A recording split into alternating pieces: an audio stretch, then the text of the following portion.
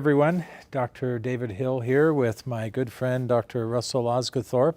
Russell, welcome. Thank you. Nice to have you here. Would you like to take a moment, just introduce yourself, Sure. who you are? My name is Dr. Osguthorpe. You can call me Dr. O. I'm a pediatric infectious disease doc, and I'm really glad to be at doTERRA.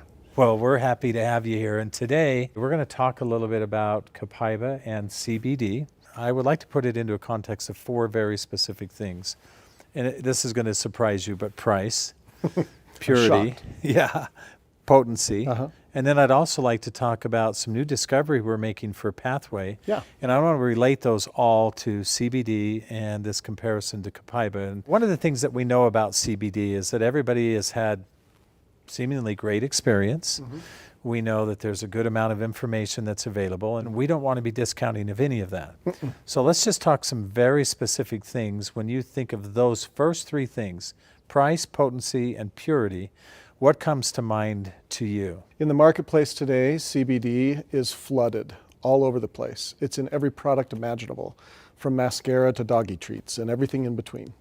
The trouble is that when people are taking it to help them with problems that they have with their health, the doses that are required are so high that the price point is really painful.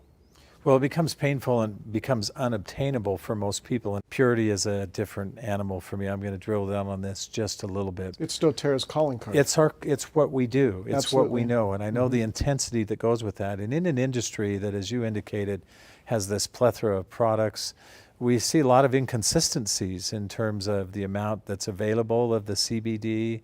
Where's some of the difference that you see there?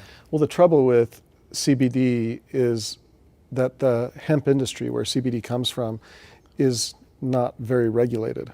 And the products that are made are not checked for purity. And the amount of CBD within those products can be highly variable.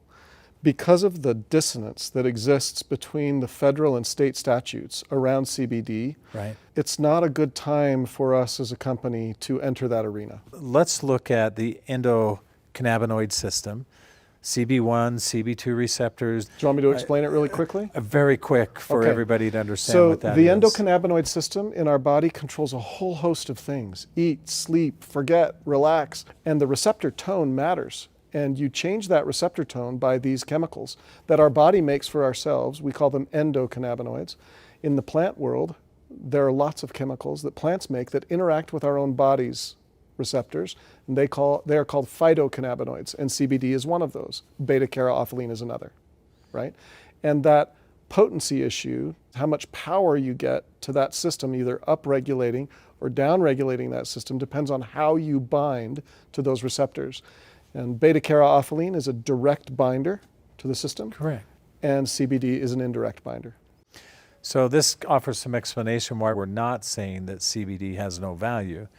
It's just a different circumstance. Correct. And the amount that we have present within those two products, by comparison, when we look at Copaiba essential oil, when we look at CBD as very an extract, they're very different, and we really don't compare them. And this is one of the things that I've become most excited about with Copaiba, is that the beta-caryophyllene, this phytocannabinoid that you talked about, that in and of itself resides in substantial amounts. There's really little question about, are we getting some efficacious dosages associated with that? The potency that you can obtain by getting a purified product from Copaiba with beta-caryophyllene is quite high.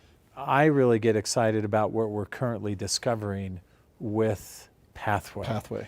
And so let's talk about that, because you've already indicated that one of the differences that we see as we activate this system, and we're talking about CB2 receptors, we have indirect consequence and direct consequence, and it's the downstream effect that both of those create that we're after. So binding at the receptor level is really important, but what matters in the cell is how you get to your end result, which is changing DNA, proteins, enzymes, the cellular functions.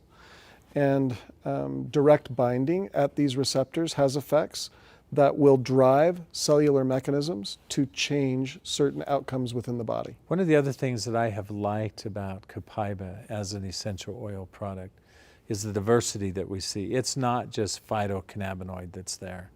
It's not just the beta-caryophyllene. We have lots of other chemistry, and that provides some diversity for us. And so unlike the CBD, when we look at Copaiba as an essential oil, we have potential for other benefits that really can even reside outside of the endocannabinoid system. Well, when we talk about Copaiba, we're not just talking about beta-caryophyllene, I agree. Correct. There are many molecules within the essential oil, many of which have plant chemistry behind them where we know that there are going to be other effects than just simply the endocannabinoid system. Beta-caryophyllene, however, being a major component of it. And that's one of the things that we love about it, is that we're confident we have potency. Mm-hmm. We know that we have purity, and we know that it's directed to the endocannabinoid system. I've seen a bottle of CBD sometimes sell for hundreds of dollars. Sure.